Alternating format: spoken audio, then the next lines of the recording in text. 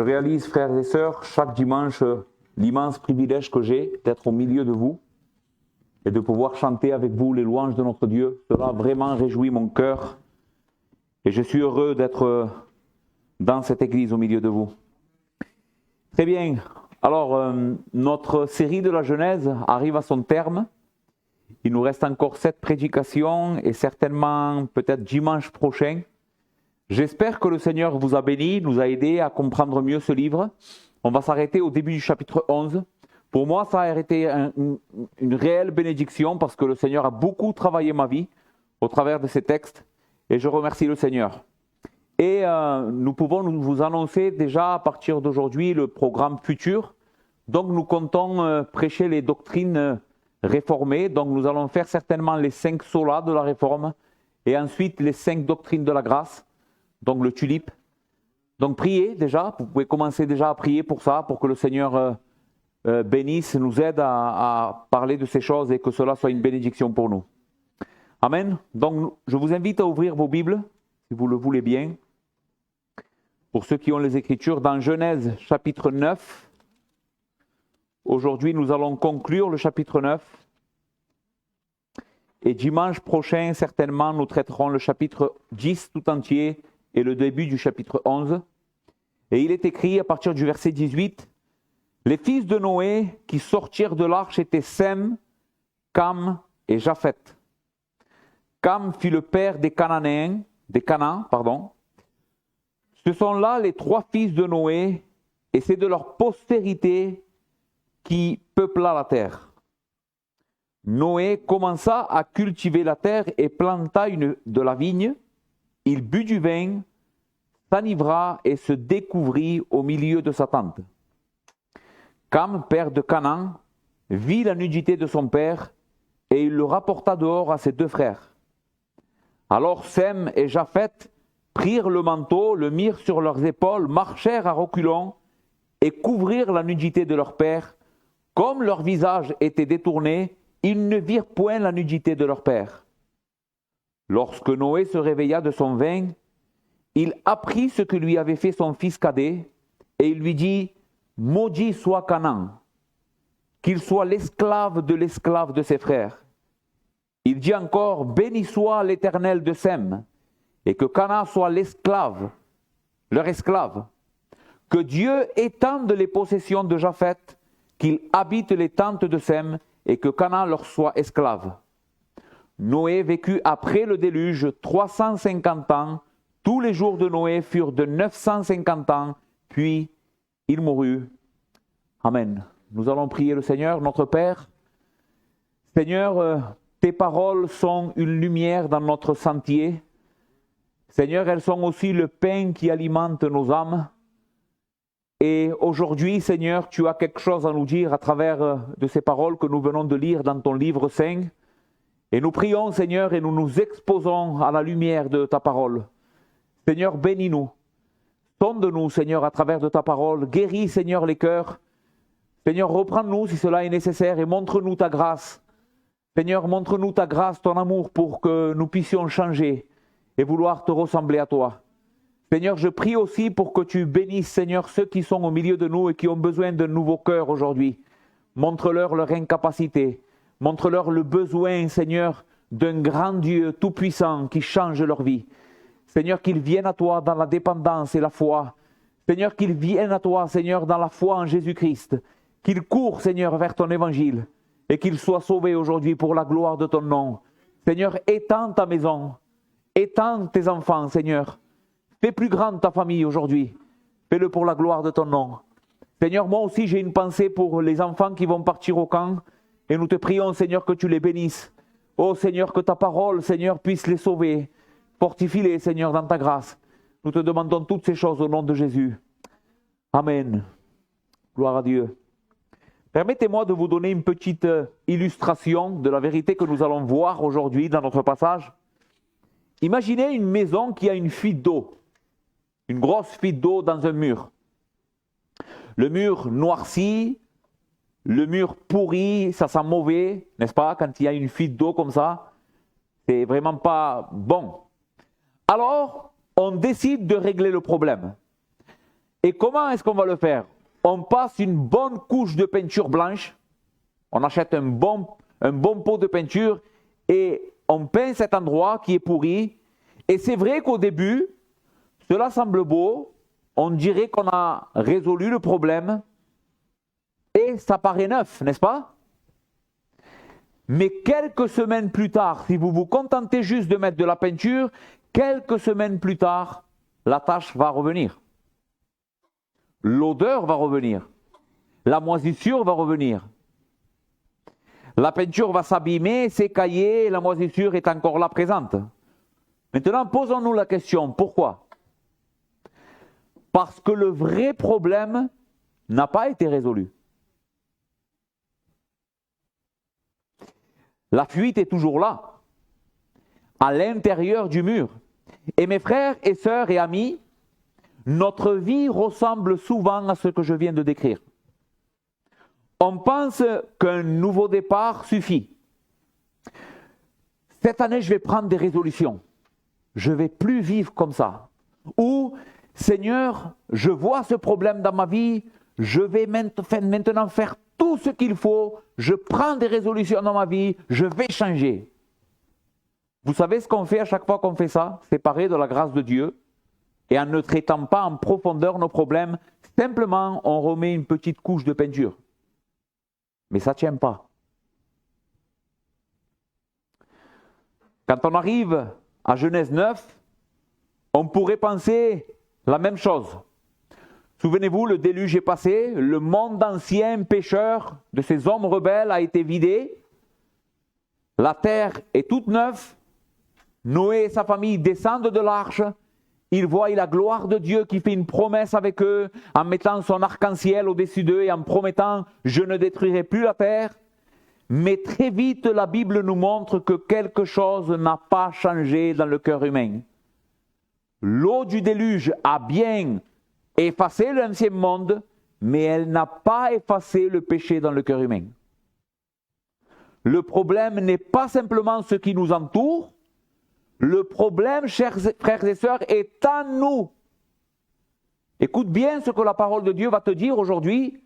Ton problème, ce n'est pas ce qui t'entoure. C'est ton cœur. Et tant que tu ne prendras pas conscience de cette vérité, tu auras beaucoup de mal à avancer avec le Seigneur, beaucoup de mal à expérimenter la joie du Seigneur, beaucoup de mal à faire des progrès dans ta vie chrétienne parce que tu ne seras pas en train de traiter le problème réel. On retombe souvent dans les mêmes choses parce que notre cœur a besoin d'un plus grand changement. Ma question ce matin, c'est vraiment, est-ce que tu es capable d'être sincère avec toi-même ce matin? Chacun d'entre nous. Est-ce que nous sommes capables ce matin de nous mettre face à la lumière de la parole de Dieu et être sincères? Seigneur, il y a un problème dans mon cœur et aide-moi à le résoudre. Je veux voir deux choses avec vous à partir de notre passage. La vérité, c'est que je me suis préparé pour essayer de traiter tout le chapitre 10 aussi, mais je me suis rendu compte qu'il y avait trop de choses à voir, donc je me suis limité à la fin du chapitre 9. Aujourd'hui, on va voir le cœur pécheur de Cam, un des fils de Noé, du verset 18 à 23, et une prophétie sur l'avenir des hommes, quand Moïse va parler après le péché de cet enfant, du verset 24 à 29. Donc commençons par méditer ce qui se passe au moment où Noé sort de l'arche et ce que la Bible nous enseigne au sujet du cœur de ces hommes. Donc quand Noé sort de l'arche, la vie reprend son cours d'une certaine manière normalement. Souvenez-vous que le chapitre 9, je vous ai dit la fois dernière qu'on a parlé de Genèse, le chapitre 9 de Genèse est très semblable au premier chapitre de la Bible. On retrouve beaucoup de miroirs. Tout ce que Dieu a ordonné à Adam, il le refait maintenant avec Noé et ses enfants. Sortez de l'arche, peuplez la terre, cultivez-la, prenez-en soin, dominez. Et c'est exactement ce que nous sommes en train de revoir ici. Donc l'homme reprend son travail, tout simplement. Et que fait l'homme? Quel a été le commandement de Dieu à Adam? Cultive la terre, n'est-ce pas? Cultive la terre. Et c'est ce que Noé va faire. Immédiatement, Noé va commencer à planter des choses, à s'occuper de la terre et à la dominer d'une certaine manière. Et le texte nous dit que Noé va planter de la vigne. Mais voici que un jour, et on ne sait pas combien de temps il s'est passé, ici c'est important, parce que quelquefois on lit le texte de la Genèse et on croit que le texte de la Genèse est en train de nous raconter jour après jour ce qui arrive. Mais ce n'est pas du tout le cas. Quelquefois on saute des années, quelquefois on saute des dizaines d'années, quelquefois on saute des centaines d'années. Comprenez-le bien, si je sème aujourd'hui une vigne, je ne peux pas imaginer recueillir le fruit demain. D'accord? Donc Noé plante une vigne, mais un jour, il ramasse le fruit et il fait du vin et il en boit de manière excessive. À un tel point que la Bible nous dit qu'il va s'enivrer et se dévêtir au milieu de sa tente. C'est ce que dit le verset 21. Il but du vin, s'enivra et se découvrit au milieu de sa tente. Maintenant, il faut savoir que la nudité ici, en question, quand il dit « il se découvrit », à cette époque, et pour un hébreu, que quelqu'un voit la nudité d'un autre était quelque chose de très grave. Était une abomination en réalité, un péché immense. Surtout voir la nudité d'un de nos parents ou de nos proches parents. Le Seigneur condamnera, excusez-moi pour le mot, l'inceste. Il dira à son peuple, tu ne prendras pas pour femme, par exemple, ta sœur, ou tu ne prendras pas pour femme la sœur de ton frère, de ton père, pardon. C'est-à-dire que Dieu condamne les relations et la vue de la nudité quand celle-ci est trop proche. Et c'est exactement ce que nous voyons ici. Maintenant, Noé va commettre un grand péché. Cet homme de Dieu que nous avons vu avoir une foi immense, n'est-ce pas? Être un homme de Dieu pieux, un homme de Dieu qui craint Dieu, eh bien, à ce moment donné de sa vie, va montrer une grande faiblesse spirituelle. Il va s'enivrer à un tel point que il va perdre contrôle, le vin va le dominer, il ne va plus être sage, il ne va plus être prudent, il ne va plus glorifier Dieu. Il va se dévêtir au milieu de son peuple, au milieu de sa tente, et permettre que ce péché arrive. Mes frères, l'alcool est quelque chose de dangereux. Et il faut le reconnaître et le savoir. La Bible ne condamne pas ou ne dit pas « tu ne boiras jamais de vin ». La Bible nous dit que Jésus lui-même a bu du vin. Maintenant, le problème n'est pas boire du vin, le problème c'est boire trop de vin, jusqu'au point de perdre le contrôle. Écoutez ce que la Bible dit dans Éphésiens 5, 18. Paul dit « Ne vous enivrez pas de vin, c'est de la débauche, soyez au contraire remplis de l'esprit. » La parole ici « Ne vous enivrez pas de vin », dans le grec « enivrer », cette parole « enivrer » qui est traduite dans notre Bible française veut dire « Ne permettez pas que le vin prenne le contrôle ». Parce qu'il faut reconnaître que quand un homme boit excessivement, qu'est-ce qui se passe? C'est le vin qui domine. N'est-ce pas? Ce n'est plus lui qui est au contrôle. Le vin le domine. Et quand le vin domine, il nous fait faire n'importe quoi. Un homme est capable de faire n'importe quoi. Vraiment des choses très graves. Quand il est sous l'influence d'alcool ou même de drogue. La Bible interdit une telle chose. Un homme, une femme de Dieu doit être quelqu'un qui est toujours au contrôle. Le texte que nous avons lu d'Éphésiens va même plus loin. Il dit « Ne vous enivrez pas des bains, c'est de la débauche. Soyez au contraire remplis de l'esprit. » C'est comme si l'apôtre Paul serait en train de nous dire « Ne vous enivrez pas de vin, enivrez-vous de l'esprit. Soyez pleins de l'esprit. Permettez à l'esprit que de la même manière que le vin contrôle un homme quand il boit trop, que l'esprit vous contrôle. Maintenant, quand l'esprit contrôle un homme, une femme, qu'est-ce qu'il fait? Il produit la paix, l'amour, la patience, la bonté, la maîtrise de soi. C'est tout le contraire que ce que fait un homme quand il est rempli de vin. Donc, Noé, malheureusement, pêche gravement. Mais bien que ce passage décrive et nous montre la faiblesse de Noé et son cœur pécheur, je pense sincèrement, et après avoir médité ce texte, lu beaucoup de commentaires à ce sujet, que ce que Moïse veut mettre en lumière en nous parlant de cette histoire, ce n'est pas le péché de Noé.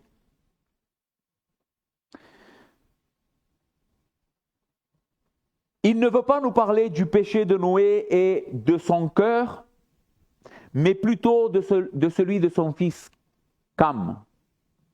Comment est-ce qu'on le sait? Regardez comment commence cette section que nous avons lue au verset 18. Les fils de Noé qui sortirent de l'arche étaient Sem, Cam et Japheth. Et ensuite il dit, Cam fut le père de Canaan. C'est comme si Noé voudrait attirer notre attention maintenant tout particulièrement sur cet enfant de Noé, sur Cam. Et le verset 22 dit, Cam, père de Canaan, vit la nudité de son père et il le rapporta dehors à ses deux frères. Donc malgré le péché de Noé, ce que Moïse veut nous montrer, c'est le cœur pervers de ce fils, Cam. Et pourquoi cela est important? Vous allez le voir, c'est extraordinaire ce que la Bible fait ici. C'est parce que la Bible est en train de nous révéler que la perversité de Adam et sa lignée de péché continue à travers Cam. Comme je vous disais tout à l'heure, le problème du péché n'a pas été résolu avec le déluge. Qu'est-ce qui va se passer? Quand Cam va voir le péché de son père, et va rentrer dans sa tente et il va le voir nu, en réalité, ce que le texte veut nous révéler, c'est qu'il va se réjouir de la chute de son père. Incroyable. Il le voit, et qu'est-ce qu'il fait? Immédiatement, il sort dehors et il le raconte. Il le divulgue. Mais ce n'est pas simplement un constat. Il ne va pas dehors dire à ses frères, écoutez, on a un problème, papa a bu, et il est nu. Non. Le texte souligne son attitude. Il sort pour en parler. Il expose la chose. Il la diffuse. Il la met en lumière. Il veut que son père, que tout le monde sache ce que son père a fait pour qu'il ait de la honte. Et derrière ce geste, ce que Moïse veut nous montrer, c'est qu'il y a de quelque chose profondément mauvais dans le cœur de cet homme. En méprisant son père, Cam méprise en réalité l'autorité de Dieu lui-même. Parce que d'une certaine manière, qui était l'autorité de Dieu manifestée sur terre à ce moment-là de l'histoire de la rédemption? Noé. Noé était l'homme de Dieu à qui Dieu avait parlé avec lui. Noé était celui à qui Dieu avait fait une promesse. Et donc c'est comme si, en réalité, Cam manifesterait son désaccord avec Dieu et son mépris de Dieu. Il ne voit pas son père avec respect, mais comme quelqu'un qu'il faut rabaisser. Son cœur devient un cœur moqueur, un cœur qui ne souffre pas la chute de l'autre, mais qui s'en nourrit. Il y a presque une forme de satisfaction ici. Regardez, c'est lui l'homme de Dieu, c'est lui celui que Dieu a choisi pour faire qu'il repeuple la terre.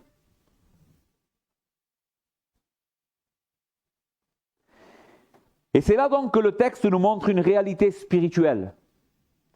C'est l'image d'un cœur, les frères, qui n'est pas transformé. Un cœur qui n'a pas été changé en profondeur, qui reste attiré par le mal, attiré par la chute des autres et prompt à se mettre lui-même trop vite au-dessus et se considérer comme n'ayant pas de péché lui-même. Au verset 23, Sem, qui est l'autre fils de Noé, et Japheth, montrent une toute autre attitude face à ce problème. Regardez ce qu'il dit. Ils prirent un manteau, ils le mirent sur ses épaules et marchèrent en reculant et couvrirent la nudité de leur père. Voyez le contraste, exactement, merci David, le contraste qu'il y a entre l'attitude de Sem et de Japheth et l'attitude de Cam. Cam voit la nudité de son père, il ne s'en repent pas, il n'a aucune honte, il n'a aucune gêne à cela, il sort et il dit « Ah, regardez ce qui se passe ». Par contre, les deux autres n'osent même pas regarder leur père. Ils marchent en reculant, ils ont de la révérence pour lui, malgré que cet homme a péché. Ils refusent de regarder, ils couvrent, le mot ici est très important, ils couvrent la nudité de leur père. C'est un peu le texte qu'a lu Francio en introduction, vraiment je ne lui ai rien dit, mais il a très bien visé ce que j'allais prêcher. L'amour, les frères, couvre une multitude de péchés. Donc nous voyons dans le cœur des deux autres fils de Noé de l'amour, de la bonté, de la miséricorde. Ils ne nient pas la réalité, ils ne disent c'est pas grave, ils ne disent pas c'est pas grave. Non, ils savent que Noé s'est mal comporté, mais ils refusent d'y ajouter du mépris. Ils refusent de faire grandir l'histoire pour tacher la réputation de cet homme de Dieu. Donc, deux sortes de cœurs sont révélés dans notre passage. C'est incroyable, n'est-ce pas, quand on fait une analyse de ce texte? Un cœur rebelle qui méprise, et expose et se rebelle à Dieu en réalité, et un cœur respectueux qui honore et protège. Laissez-moi faire une application ce matin à notre Église et à nous-mêmes et à nos propres vies, à la lumière de ce texte. Eh bien, frères et sœurs, ce texte nous met face à nous-mêmes en réalité.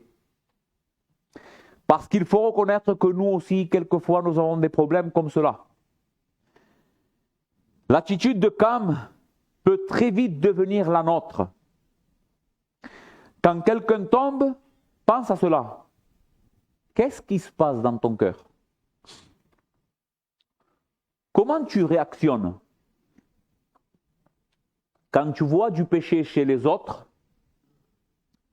ou un manque de caractère, ou un problème chez les autres? Vraiment, sois honnête avec toi-même. Hein? Quelle est la première pensée qui te vient?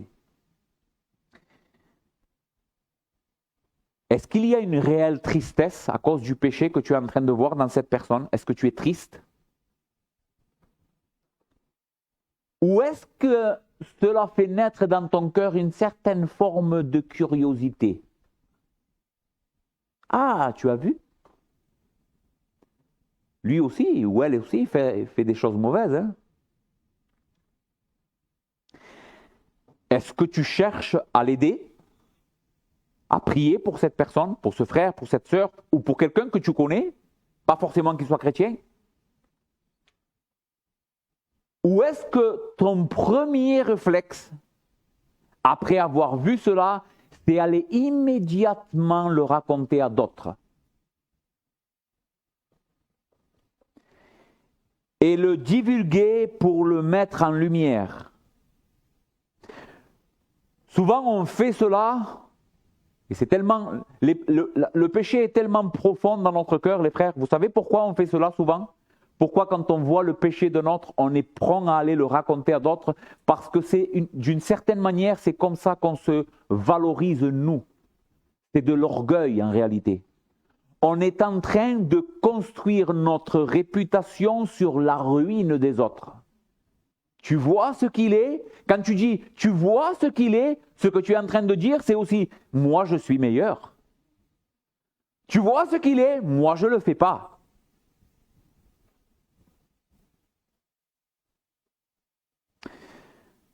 Parfois même, on se moque ouvertement, comme le fit Cam, et on fait circuler cela. Et au fond, qu'est-ce que cela révèle à notre sujet, au sujet de notre cœur? Un cœur qui se compare, un cœur qui se place toujours au-dessus des autres, un cœur qui n'est pas brisé devant Dieu. Parce qu'un cœur brisé devant Dieu est toujours le premier à être compatissant avec les faiblesses des autres.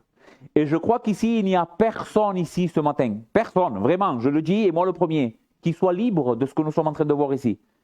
À un certain degré ou à d'autres, tous nous sommes affectés par ce que nous sommes en train de voir, et nous devrions prier le Seigneur pour qu'il nous pardonne et nous aide à avancer.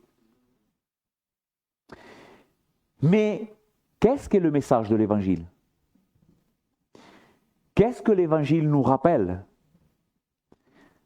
Comme Sem et Japheth, nous sommes appelés en réalité à honorer, même quand il y a des fautes évidentes, à refuser d'exposer inutilement le péché des autres,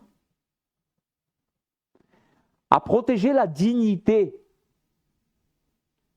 de ceux qui nous entourent. Je ne dis pas ici à excuser le péché. Ce n'est pas ce que je suis en train de dire, faites attention. Je ne suis pas en train de dire qu'on est appelé à dire tout le temps, c'est pas grave.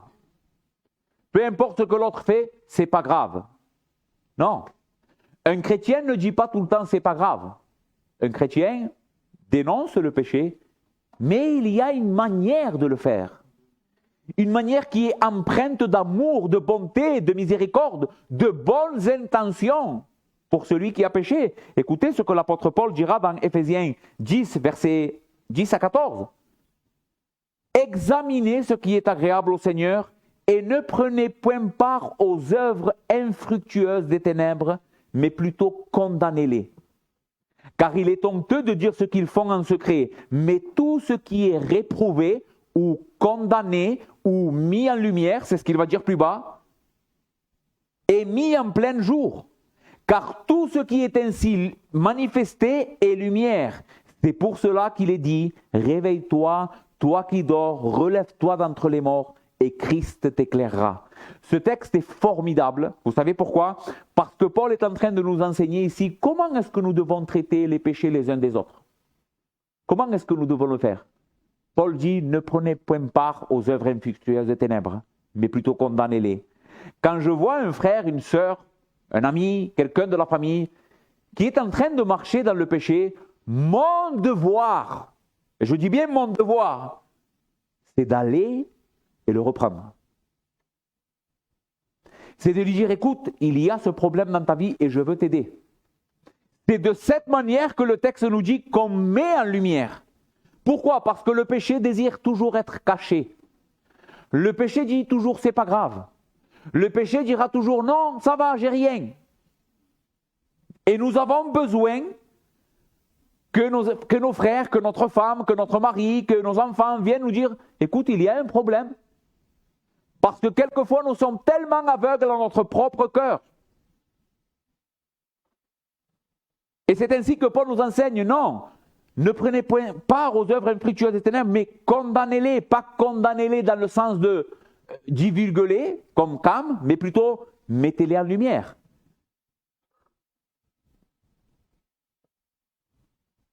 En espérant que cet homme, cette femme, cet ami, ce frère, écoute cette parole du verset 14, réveille-toi, toi qui dors, et Christ t'éclairera. Ce que nous voulons faire quand nous reprenons quelqu'un, c'est l'amener à la lumière de Christ. C'est le faire revenir dans le droit chemin parce que nous l'aimons.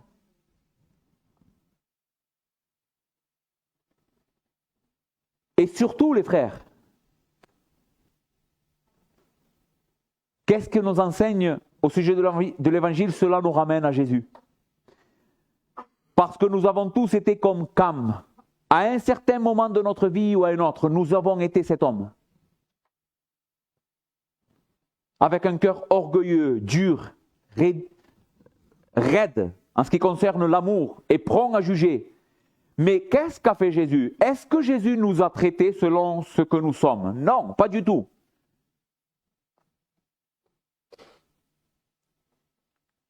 Il est venu plutôt couvrir notre honte, comme a fait Sem et Japheth.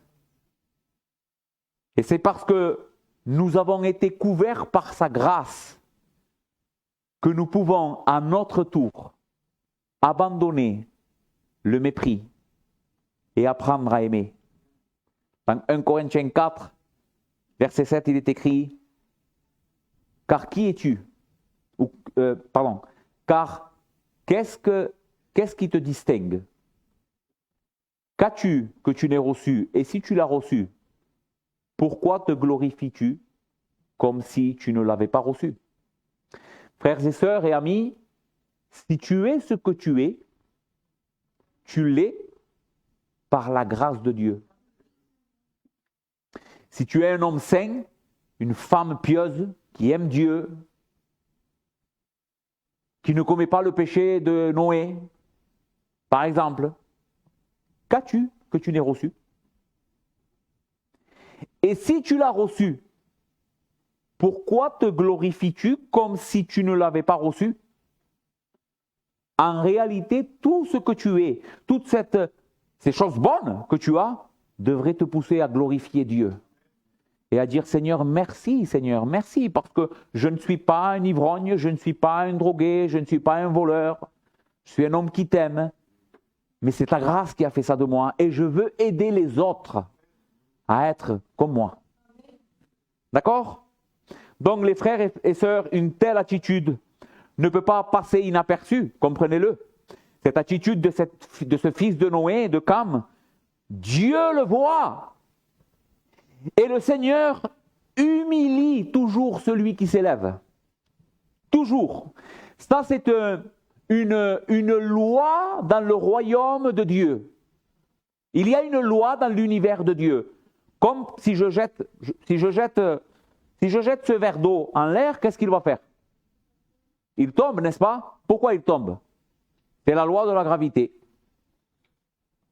Vous êtes d'accord avec moi? Il y a une loi. Eh bien, il y a une loi spirituelle. Celui qui s'élève, Dieu l'humilie. Et celui, par contre, qui s'humilie, Dieu l'élève. De la même manière. Ce qui nous conduit à notre deuxième point, une prophétie sur l'avenir des hommes. Noé va se réveiller de son ivresse et le texte dit qu'il apprend ce que son fils Cam lui a fait. Et ce que Noé dit ici n'est pas simplement l'avis d'un homme blessé, ce n'est pas la réaction en colère d'un père humilié, non. Écoutez bien parce que c'est très important, à travers de la bouche de Noé, c'est Dieu qui parle. C'est Dieu qui juge et c'est Dieu qui annonce l'avenir. En réalité, c'est une prophétie que Dieu va faire sur ses trois fils. Et écoutez bien, ces trois fils, Sem, Cam et Japheth, vont peupler toute la terre. Ça veut dire que tous les hommes, soit ils sont descendants de Cam, soit ils sont descendants de Sem, soit ils sont descendants de Japheth. C'est à partir d'eux que toute la terre connue et peuplée a été remplie. Donc Dieu annonce ici ce qui va arriver. Et en même temps, Dieu, et la sagesse de Dieu est insondable ici, continue son plan de rédemption. Souvenez-vous de Genèse 3,15. Parce qu'en réalité, on n'a fait que répéter à chaque fois, presque chaque prédication, on est revenu à Genèse 3,15. La postérité de la femme t'écrasera la tête et tu lui blesseras le talon et je mettrai inimitié entre ta postérité et sa postérité. Dieu est encore en train ici dans notre passage d'accomplir cette promesse. Dieu promet un sauveur qui viendrait. Et c'est ici on voit que cette promesse va passer par la lignée de Sem. Souvenez-vous, on avait vu Enoch, avant lui Seth, ensuite Noé, et maintenant Sem est celui par qui le Christ et le peuple de Dieu va arriver. Donc même au milieu du péché des hommes, Dieu reste en train de conduire tous les projets de sa grâce. Au verset 25, il est écrit « Maudit soit Cana, qu'il soit l'esclave de ses frères. » Maintenant, remarquez une chose intéressante. Noé ne parle pas de Cam ici. Il ne dit pas maudit soit Cam. Pourtant, c'est Cam qui a commis ce péché, n'est-ce pas? Il maudit qui? Sa postérité. Il maudit son enfant. Pourquoi? Parce que ce qui est dans le cœur de Cam va continuer dans sa descendance. C'est fou, hein? Souvenez-vous, tout ce que le Seigneur donc nous a appris jusqu'à maintenant, comment depuis le début, il y a deux lignées qui s'opposent. Les enfants de Dieu, ou la postérité de Dieu, et la postérité du serpent. Depuis l'entrée du péché dans l'humanité, l'humanité a été divisée en deux, et c'est encore le cas. Il y a d'un côté les enfants de Dieu qui sont croyants, qui adorent Christ, qui se glorifient de son évangile, et il y a de notre côté des hommes, des femmes innombrables qui refusent la grâce de Dieu, qui vivent dans le péché et s'en réjouissent. Et ici, nous trouvons cette vérité profonde. Les fils de Cam deviendront plus loin les Cananéens. Et savez-vous qui sont les Cananéens? Eh bien, dans Genèse 10, nous allons le voir. C'est la postérité des enfants de Canaan. Ils sont les Amoréens, les Hittites, les Jébusiens, les Héviens, les Gargasiens, les Phérésiens et d'autres peuples qui habiteront la terre de Canaan avant que le peuple de Dieu sorte de l'Égypte et vienne conquérir ce pays. Et vous savez comment la Bible décrit ces hommes, ces nations, comme des hommes extrêmement pervers, rebelles à Dieu, idolâtres. Plus tard, ils deviendront les ennemis jurés du peuple de Dieu, à un tel point que Dieu dira à son peuple, tu n'auras aucune part avec eux. Extermine-les, passe-les tous par le fil de l'épée. Dieu jugera à travers de son peuple. Pourquoi Dieu fait une telle chose? Parce que Dieu en réalité est en train de juger à travers de son peuple l'idolâtrie, l'immoralité et les abominations que tous les enfants de Canaan vont commettre. Nous voyons donc se poursuivre ici le conflit annoncé dans Genèse 3,15, comme je vous ai dit, la postérité du serpent s'oppose à la postérité et à la promesse de Dieu. Ce n'est pas évidemment, les frères, une question d'ADN ici, comprenez-le bien. Je ne suis pas en train de dire ici que parce que Canaan a eu des enfants et leur ADN physique a été ce qui les a conduits à être des hommes pécheurs. Non, mais nous parlons ici d'une ADN spirituelle. Une ADN qui est dans le cœur de l'homme, une rébellion contre Dieu, une idolâtrie volontaire, une opposition au peuple de Dieu et à la sainteté. Pourtant, les frères, et là, nous tombons incroyables devant la grâce de Dieu à genoux. La Bible nous révèle qu'une femme, Rahab, qui est une Cananéenne, va être sauvée par la grâce de Dieu. Ce qui nous montre que Dieu peut même sauver le pire des hommes, ou la pire des femmes. Et vous savez que cette femme, Rahab, qui est dans l'histoire biblique, va être même une des ancêtres de Christ. Incroyable. Je crois que c'est une proche parent, si je ne me trompe pas, de David. L'arrière-grand-mère ou la grand-mère de David.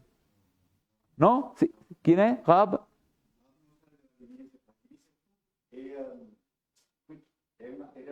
Oui, mais Rahab aussi. Rahab est certes sûre, elle fait partie de la lignée d'où vient le Christ. Ce qui nous montre, pourquoi je vous parle de ça? Parce que je vous ai dit que le péché se transmet. Mais la foi aussi se transmet.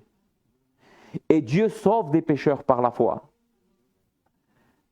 On n'est sauvé pas en étant le fils d'eux, ou la fille d'eux, ou être une personne comme ci, ou être de cette race ou de l'autre. Non, on est sauvé en entendant la parole de Dieu, en écoutant avec foi, et en mettant notre confiance dans le Christ.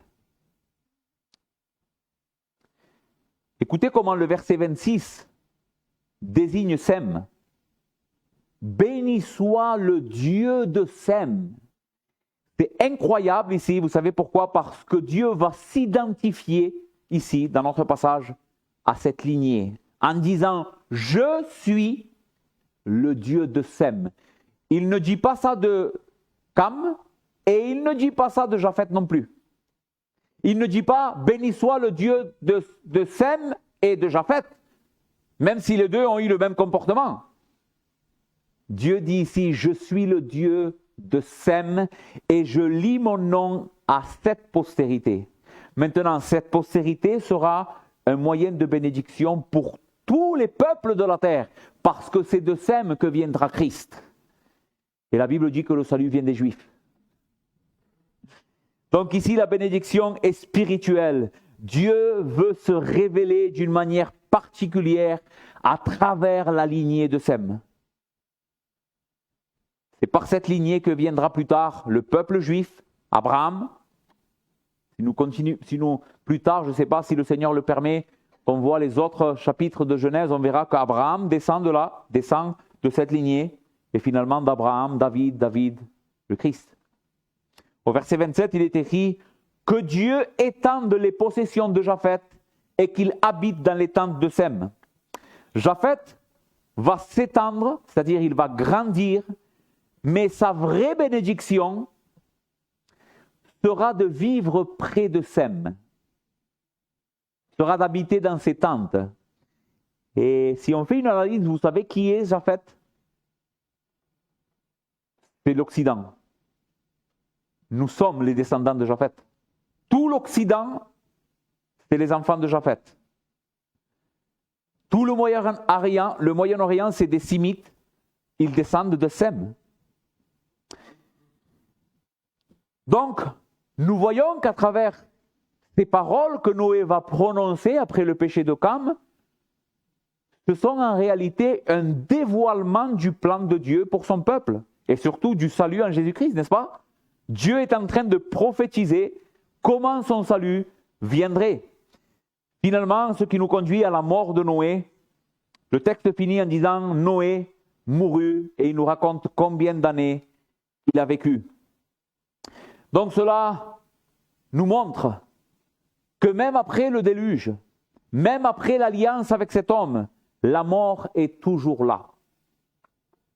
Et le peuple de Dieu a toujours besoin d'un sauveur. Souvenez-vous, je ne sais pas si vous vous souvenez, mais souvenez-vous comment les parents de Noé, et pourquoi les parents de Noé ont appelé Noé de cette manière. Noé veut dire celui qui nous sauve de notre fatigue. Celui qui nous sauvera des conséquences de notre péché. Mais le texte nous dit que Noé n'était pas le sauveur. Noé est mort.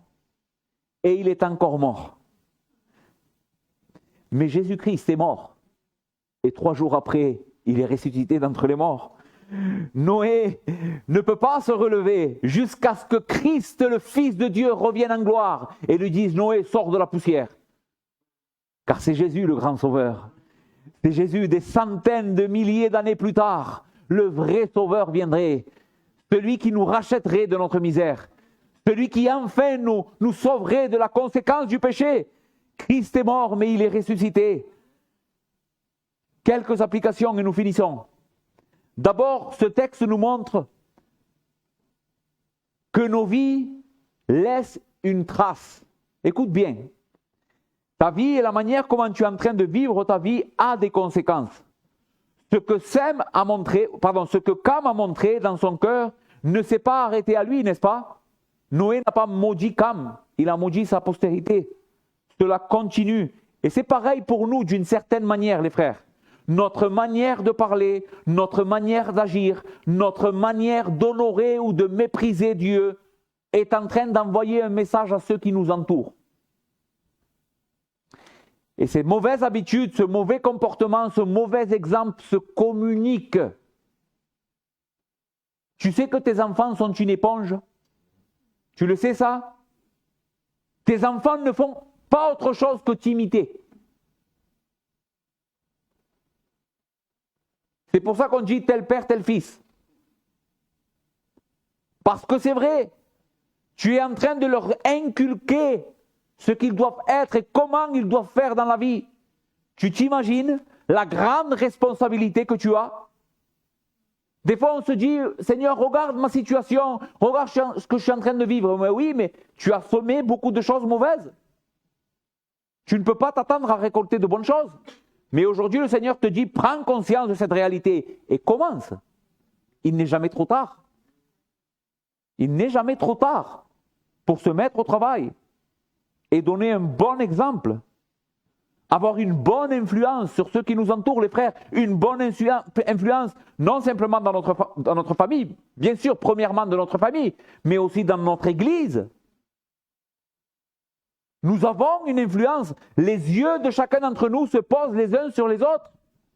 Et nous devons à chaque fois essayer d'être et de donner le meilleur exemple possible, être la meilleure personne possible. Cela encourage, cela aide, cela fortifie les frères et ceux qui nous entourent.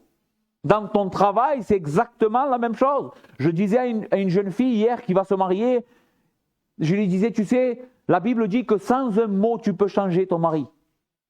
Vous vous imaginez une femme sans une seule parole, à travers de son comportement pieux, chaste, qui craint Dieu, peut amener son mari à la foi.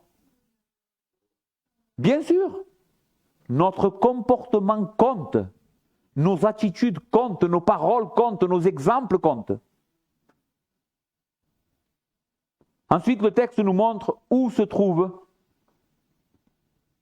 la vraie bénédiction. La bénédiction n'est pas d'abord dans la force, ni dans le nombre, ni dans la réussite. Elle est dans la relation que nous avons avec Dieu et dans sa grâce qui nous a été donnée en Jésus-Christ. Veux-tu réussir? Il n'y a pas d'autre chemin que la foi en Christ. Les frères, nous avons vu que nous avons vu que le péché n'a pas été résolu, n'est-ce pas, par l'eau du déluge, que le problème est beaucoup plus profond. Tu sais ce que la Bible dit? Que Christ est capable de changer un cœur. Aujourd'hui, je ne suis pas en train de te dire à toi qui n'es pas en Jésus de changer tes habitudes. Ce n'est pas du tout ce que je suis en train de te dire. Si tu as compris que c'est ça que j'ai prêché, ben, tu t'es trompé. Je ne suis pas en train de te dire change, deviens une meilleure personne. Tu ne le pourras pas. Ton problème est beaucoup plus profond. Tu as besoin d'un nouveau cœur, un nouvel esprit, de nouvelles envies, une nouvelle ambition, quelque chose de beaucoup plus profond que simplement des petites résolutions. Par contre, ce que j'ai comme bonne nouvelle pour toi, c'est qu'il y a un Sauveur tout-puissant qui donne la vie en abondance à celui qui vient à lui dans la repentance et la foi. Que le Seigneur fasse que sa parole vous bénisse et vous aide à vivre mieux pour sa gloire. Prions le Seigneur. Notre Seigneur, merci pour ta gloire, ta parole qui nous révèle notre cœur et ton amour pour nous. Seigneur, nous prions pour que tu bénisses ton peuple. Seigneur, au nom de Jésus, applique cette parole. Seigneur, peut-être dite maladroitement par moi, mais toi tu es le Dieu souverain, celui qui sait toutes choses et qui sait parler au cœur. Ainsi je prie que ton esprit